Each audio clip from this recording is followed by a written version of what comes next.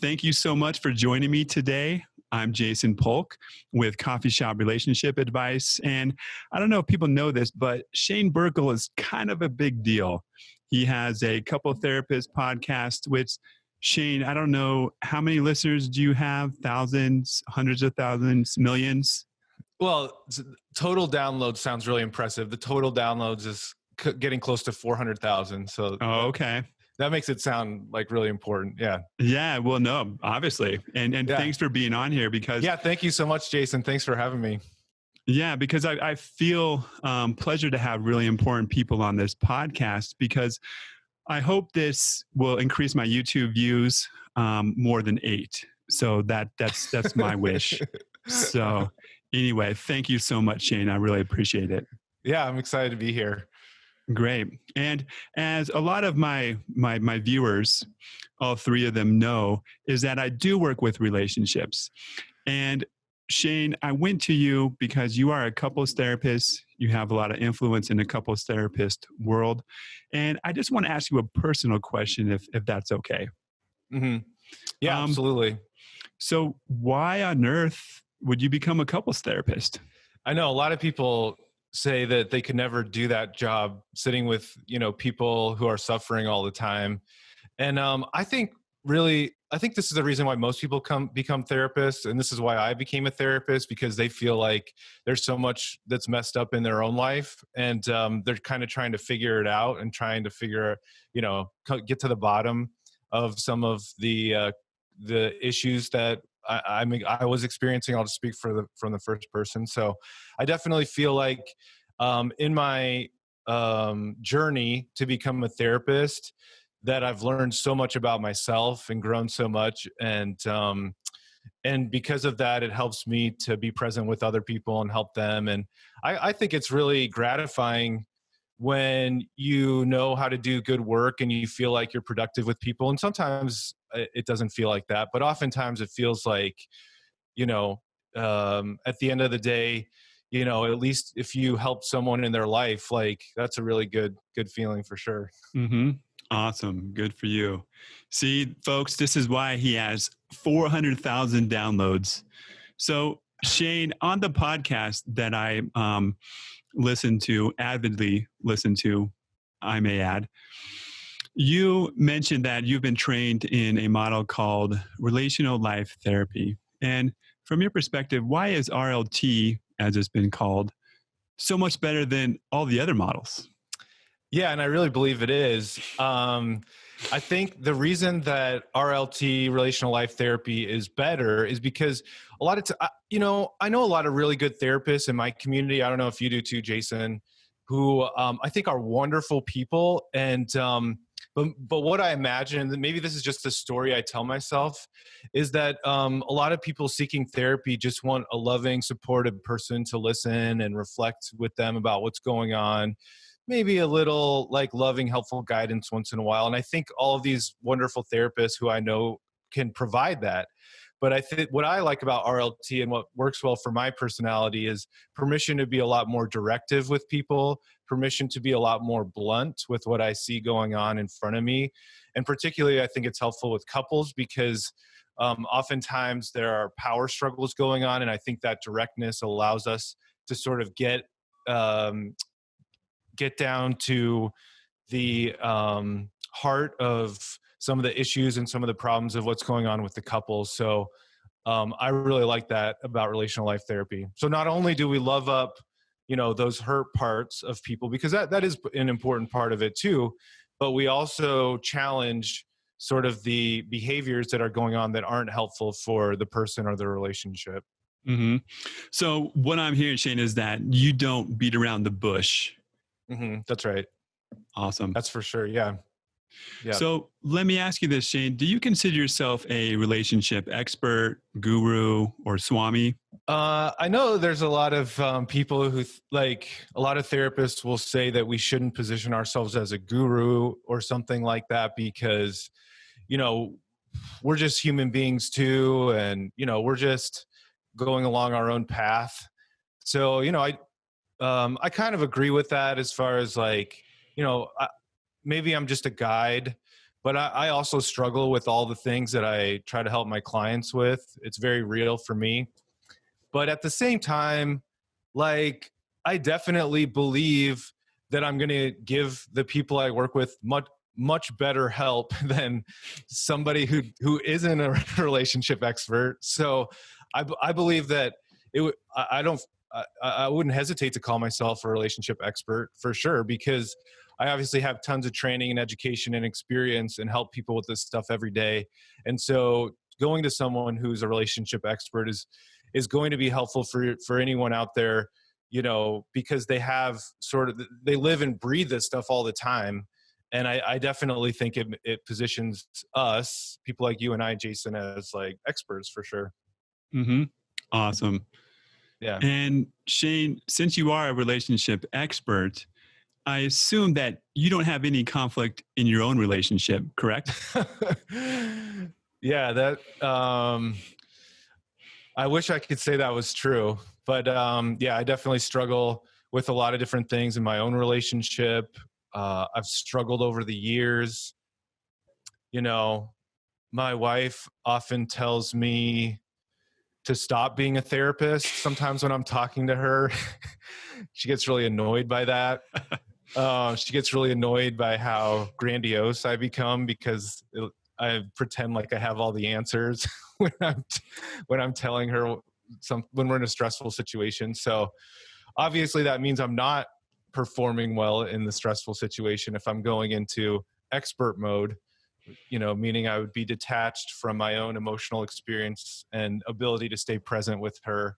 So I look at this as a journey for sure, and I think it's a lifetime journey for all of us. I think no one will ever get to the point where there's sort of like Dalai Lama, perfect human being, you know, without any sort of stressors. So I think it's a day-to-day practice for me, you know, that I try to live and breathe, and I make mistakes every day. And I also try to give myself a lot of patience and acceptance every day too. Mm-hmm. Great answer. So then I assume you don't say something like, hey, babe, I think you should listen to one of my podcasts or read one of my blogs so you know what you're doing wrong. Yeah, it's like we had this difficult situation a couple months ago, and it's like I'm sitting here. I really want her to apologize to me, and I'm not mature enough to actually just ask for that from her. So I'm like, hey, and then I did a podcast episode with this woman who wrote a book about apologizing. So I was like, hey, honey, we should listen to this episode number 51 together or whatever. I don't know what number it was, but about how to apologize well. And kind of a backhanded sort of subtle way of bringing that into the conversation. She didn't think it was very funny. Yeah, tell me about it, Shane. And thanks for outing yourself, because my wife says similar things to me. Jason, can you stop being a therapist? Stop all that therapist talk, right. please. Yeah, right. And yeah, no, thank you. And just like you, like there are so many times where even though I'm I consider myself a relationship expert, that I have not taken the high road, right? But that's our practice. Continue to try our best, continue to show up, continue. And this is, I stole it from Terry Real, to have an active relationship to our relationship. That's our work. So thank you for being human there. Yeah, totally. Yeah, I like that concept. That's part. Yeah, it's a daily practice, right? When we make mistakes, when we struggle, it doesn't mean that there's anything wrong with us. It means that we're human. And that's our work. The obligation that we have, I believe, is to be more accountable for it, to notice it more, to be present with it, but not to judge ourselves for it. And it's a day-to-day, minute-by-minute practice sometimes. Mm-hmm. Yeah, great stuff. Well, Shane, how about let's end on this question? And we talked a little bit about what you shouldn't be telling your partner as a relationship therapist. What are good things to tell your partner What are things that when you say it kind of, or there's something that your partner likes to hear? Maybe I'm getting a little too personal, but however you want to answer that. No, no problem. A general. So to start with something general, I think that gratitude is huge. Expressing gratitude. I think most people, when they're really stressed and they come see us for couples therapy, just feel like unappreciated, unseen, unheard.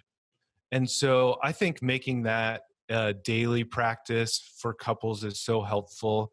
Just saying one, could be more, but at least one thing that you're really grateful for about the other person, just noticing really small stuff that happens every day, even just for yourself, reminding yourself why you're choosing to be with this person. Mm, What are the things that you're grateful for? Because if you can't think of any, then you have to question, why am I with this person to begin with? And most of us can definitely begin to think of things when we start really thinking deeply into that. And so starting with that gratitude, I also want to say that I think something been thinking about a lot lately is that I think accountability is super helpful, even if you don't feel like you need to be, or even if you don't feel like it's fair. And so what I mean by that is, um, if my wife says something like,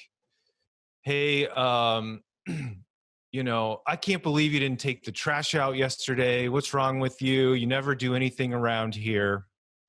It would be really easy for me to go into sort of defensiveness and say, well, actually, I did take the trash out and I don't like the way you're talking to me, and, deflect, minimize, defend, all this stuff. But what's so much more helpful is for me to take a deep breath and say something that's actually accountable in the situation, to speak to because it's really to make it about her pain, not about me defending myself. And so in that moment, to choose something, the smallest little thing that might be true about what she's saying, I'm so sorry, you're right, I can be really forgetful sometimes, and it took me longer to take the trash out than it should have. And so that is like a huge relationship move that can be so helpful. It can completely shift things for some couples when they begin to learn how to do this. So the situation stops feeling like really oppositional, and it moves into something where we're working with each other, and we're sort of ducking under the wave, and able to make make the other person feel seen and heard and understood. mm-hmm. 100%. Shane, did you ever tell your wife that, point out the things that you do in a moment? Like, hey, babe, do you see me duck your intense wave right there? Yeah, right. That's such a man thing to do. Like, like if my wife unloads the dishwasher like 5 times, it's just sort of like expected. And then I do it once and I'm like, did you see I like unloaded the dishwasher? Like, can you give me some appreciation for that? It's like, that is total man thing to do. And I definitely do that sometimes. Okay. And then I assume like another not so good thing is telling your partner what they should be grateful for. For example, gosh, you're really lucky that I'm doing all this work. Yeah, right. Right. It's definitely, I will say that it's definitely good to ask for what you want, because like some people feel a lot more motivated by words of affirmation like that. And so in a healthy way, not, the way you said it was kind of funny and might be kind of sideways, but in a healthy way to express, honey, I know this is my stuff. I know this is my issues. These are my issues, but it makes me feel really good and really supported when you give me positive feedback about some of the things I'm doing. So it's definitely possible to ask for that, but you have to own it, and you have to say, can you do this for me? I would really appreciate that. Yeah. Rad. Like, yeah, that's great stuff, and obviously not easy to do. Yeah. So yeah, for sure. Real quick, so I said it was the last question, but another one came up. So what do you say when someone says, well, I shouldn't have to ask for that, they should just do that. They should just know to do that. Where did you learn that people should know exactly what you want? Nice. That's what I would say. I would say, why are you bringing these assumptions to the conversation? Mm. We all come from very different families. We all come from very different upbringings, and people's expectations are completely different. And what you think someone should just know is completely different than what the next person is going to think someone should just know. And so it's so, so important that we learn how to express these things to each other. And then if